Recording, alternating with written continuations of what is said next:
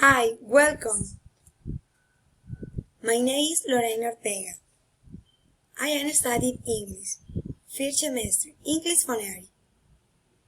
In the day-to-day reading sentences in IPA. 1. I was in the beach yesterday. 2. The baby eating tomato. 3.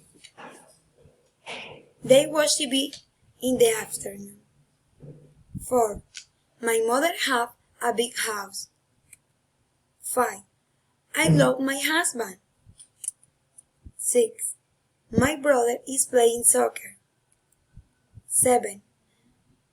Doctors are in surgery. 8.